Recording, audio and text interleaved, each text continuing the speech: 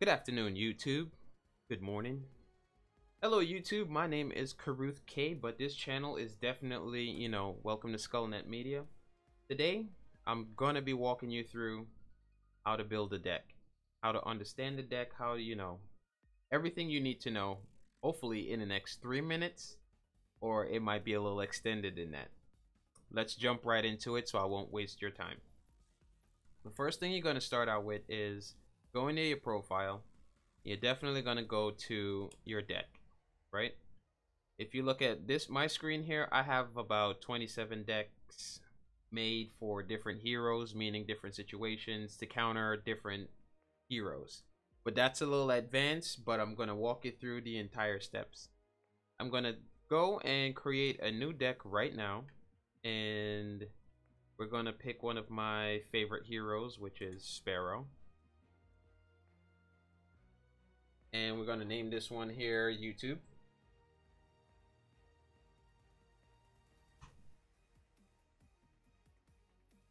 Alright. Since you're starting out and you hit level 10, and you might not have every single card that my account have, but you're in a great place. You get your weekly packs, you can buy your card packs and so on. So you can definitely, and we have card crafting system, which I will cover in another video. You can literally, you have all the tools that you need. All you have to do is just continue playing. So the first thing you're going to start out with is your prime card. Your prime card cost 0 points for your build. It's the first card you get. You activate prime in the game, and I'll take it to that. But your prime card, this one here is your Archmagus, and this one is for doing damage to structures over time. So it definitely, structures meaning your tower, your core, pretty much towers, inhibitors, and cores is your structures. Then you have your health card here, gives you another extra 500 health if you want to. This is mainly for your support, your tank, or hey, if you're an ADC carry and you want to add a little bit more sustainability to yourself if you get the prime, you can definitely use this. Your Warlord card is for damage to heroes, and it increases your damage, period. So any damage you want to inflict on other people is mainly for your carry. You could definitely use this card and you'll be a-okay. Since this is Sparrow, we're going to go with the Warlord card. First thing you're going to start out with, you're going to see each card have a number over it. That number indicates how much this card is going to cost. The card inside of your build, once you start your game, you get 60 card points. That's it. So whenever you're building your deck, make sure that you're utilizing all 60 card points, so that way you're not left over with maybe a 1 or a 2.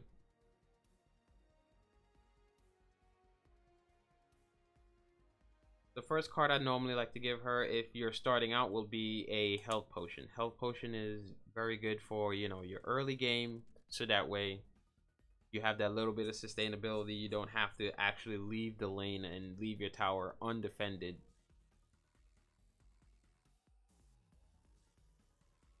If you're a support, you'll take a mana potion. But since this is Sparrow, she doesn't really use that much mana, so I don't need it. But again, if you're playing a support class or you think your character needs it, by all means take it, because it is a good thing. You also have your Scout Wards. Scout Wards are very important early game, so that way you can put it down. But the only thing about Scout Wards and Shadow Wards are, Scout Wards can stay on the field, people will see them on the map, and they can come and destroy it. Shadow Wards, on the other hand, you cannot see unless you place another ward and you're in line of sight of that other Shadow Ward. Wards are important, but I will definitely cover that in another video. We're staying on topic in terms of your deck right now. I like to give Sparrow 2 strike tokens because, again, she's an ADC. We need to last hit early game so we can keep up on farm and get ahead in card points more than the other. So the first 3 card points that you have is already being taken care of by the health potion and the 2 strike tokens. The next part of your build is what I like to say is the 60 card points that you're definitely going to be spending after you get rid of these three.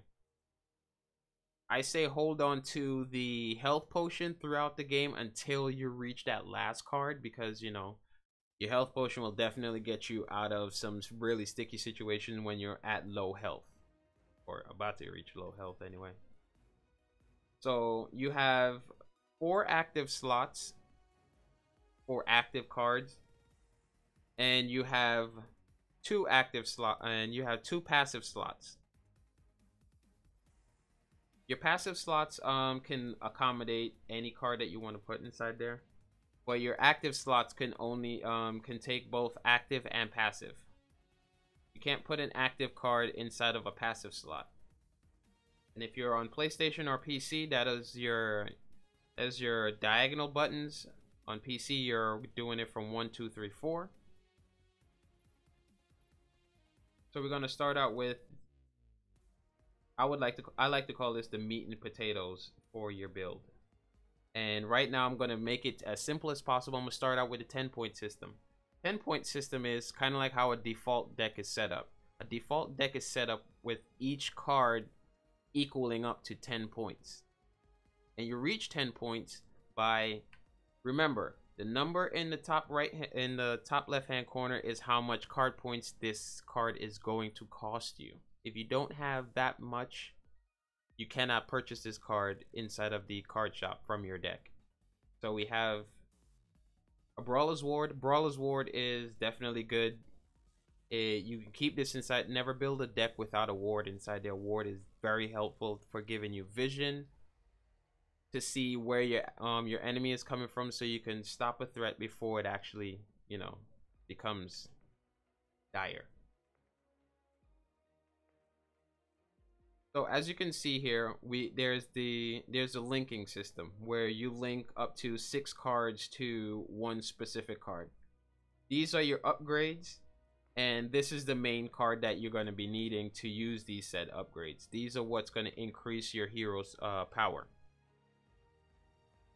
So right now, again, Sparrow is an ADC, so I'm going to start with a major strike, and then we're going to put 2 strikes inside there. Again, 3 plus 3, because the upgrade costs, again, 3 points, as you can see in the top left hand corner here, and these other 2 cost 2 points. So it brings this card total up to 10. So now we link that card, and that is definitely taken care of. A little side note for you, if you link any other cards inside here, it also takes away from the amount of cards you can actually have in this deck. Alright? If you do link other cards inside there to be versatile, I would say use only 1 or 2, because if by any chance you discard this card, you cannot use these upgrades, and those are just wasted slots right there for you that you could have been using for something else. So we started out with the Brawler's Ward. We added some damage inside there. Now we start on our second card. And remember, this is an active card. It would tell you right under it, it's an active card. It goes into your active slot. It will not go in a passive slot.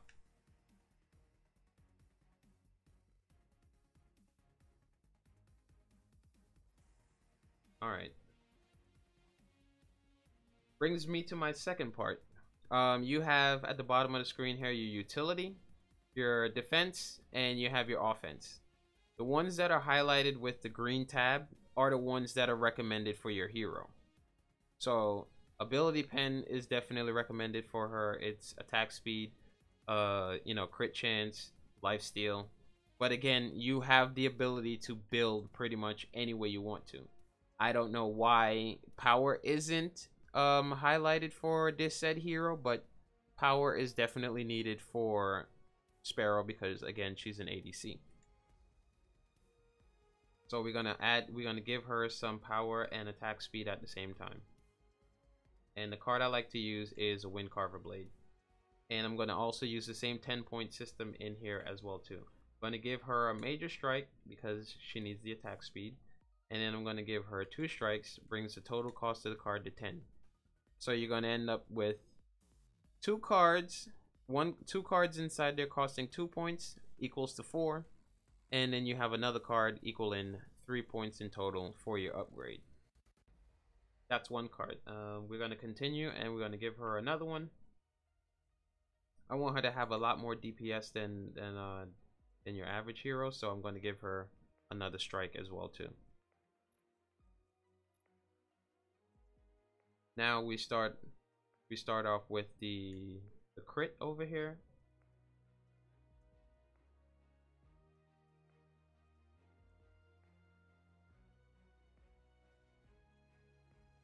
And I'm going to give her about that much in terms of crit. And I'm going to give her crit bonus. So because I want her to increase her DPS a lot more, I would either give her Feral Stone. And since this card in the top left hand corner, I see it costs 6 card points just to put this card, which means this is going to be a very expensive card. Just so I can put it on. And sometimes if you want to use an expensive card, I say at least utilize 1 or 2 inside of your build, because if you start using a lot of expensive cards that cost 6 points, 8 points, 7 points, 5 points, it makes your deck kind of expensive, and it'll take you a little bit too long to actually put those said cards on.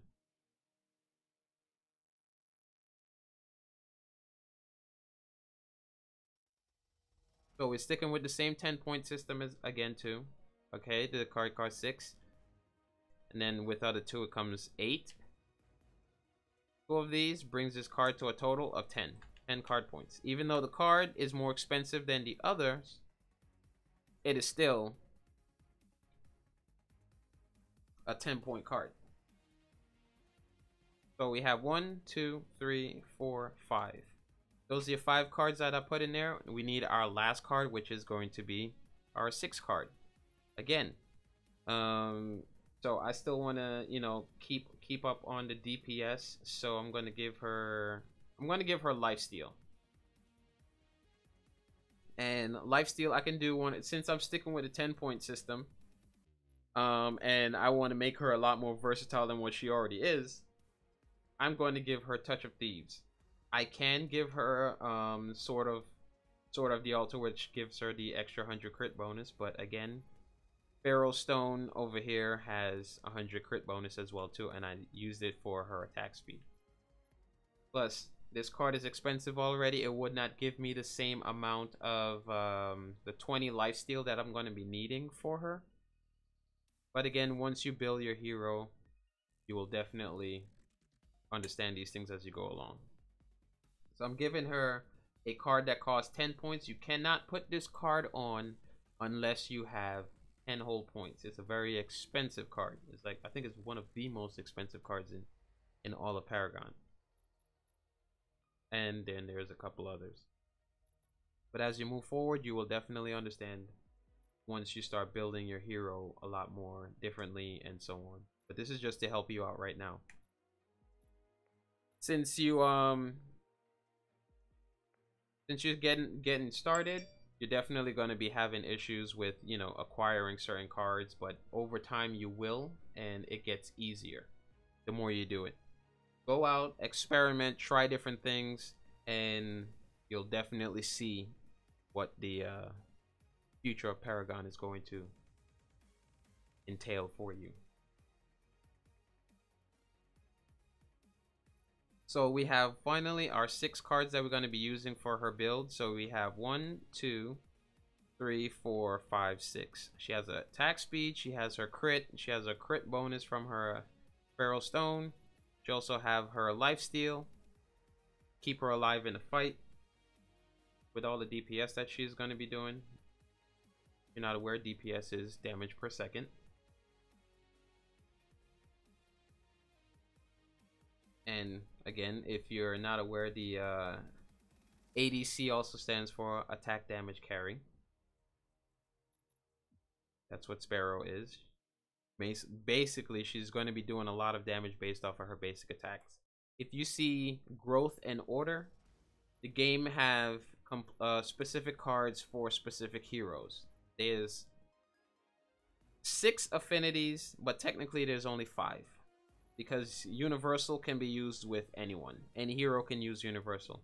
But growth, fury, corruption, intellect, and order are specific to certain heroes that breeds those affinities. Sparrow breeds both growth and order, so she benefits from 2 affinities for growth cards and order cards. So go out there, choose your hero, and build them accordingly. As for if you look on top of your deck, this is the last but not least before I get up out of here. You're going to look on the deck and it's going to give you some numbers. 1 is an axe, that's for your damage. The shield is for your defense. That includes lifesteal, your health, your armor. Any of those things you put that on will increase its percentage.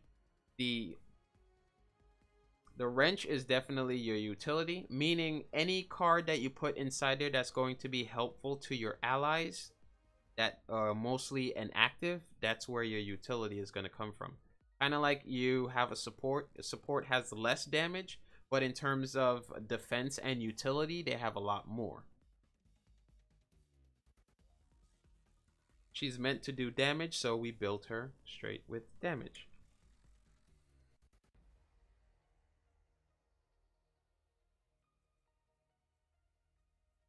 All right, I got one last thing for you guys before, I end this video. These are the 6 main cards that you're going to be building into as the game progresses. But as you play Paragon and you advance and you learn, you take what I'm giving you and you start building more advanced builds, right? You're going to come up across something like an early game build. An early game build consists of maybe 3 or 4 cards that are about 6 points, 5 to 6 points. If you're playing someone like Twin Blast that have access to Fury cards, they have a 2-point cards inside there where you can build it to 5 points and so on. But since Sparrow is not Fury, she's growth and order, I have to build either order, fury, or not fury, but order, growth, or universal cards. So we want her to be very effective early game, which means still putting out high damage, still have the same attack speed. So this is what we're going to do. I'm going to choose the Wind Carver Blade, and you're going to put 3 1-point cards inside there, and this is going to bring the total cost of this card to 6 points. Now we want her to do even more, so we're going to add this. We're going to add another one. And since we want her to give her a little bit of crit as well too while she's doing it, we're going to do this. We're going to give her a Spare of the Rift Hunter, 2 minor wounds, and 1 major strike. If you're probably wondering between a minor cast and a minor strike, they're technically the same thing.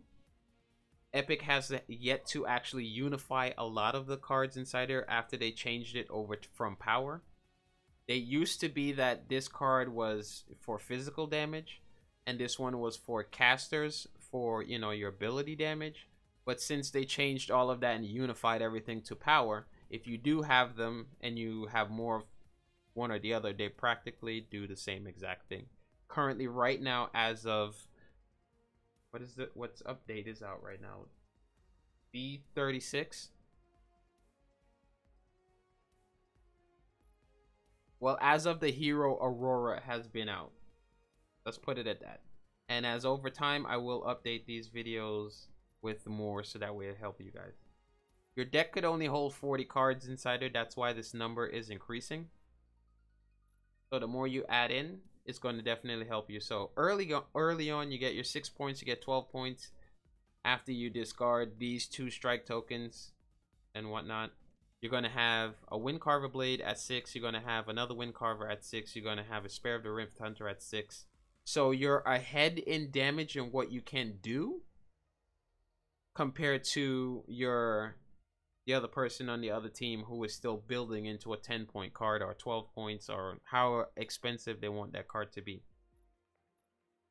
You can build a card up to 15 points if you want to, But the only thing with doing that is the card becomes so expensive, it's going to take you a while to put that amount of into one card. So spread it out, do what you have to do, and hopefully this helps you out in terms of understanding the deck system.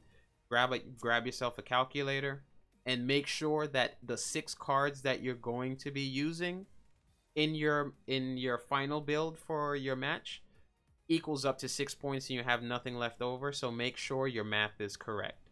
Use the 10-point system to get you ahead for the time being until you start getting into advanced cards. And if you can't do the whole 10-point system, do this. If you don't have 2-point cards, you'd put in another 3-point card. And if you have a 1-point card, you put that in there. That definitely brings you straight to 10 points. So the math is all there. You just have to do it. It's going to take some time to get used to.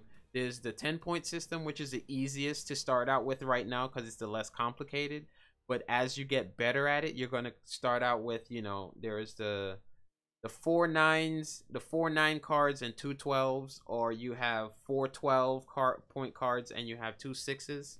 So as you keep on playing around with your deck, build your hero completely differently, and you will definitely dominate with a build like this if you stick to this regimen as you level up and you understand Paragon as a whole.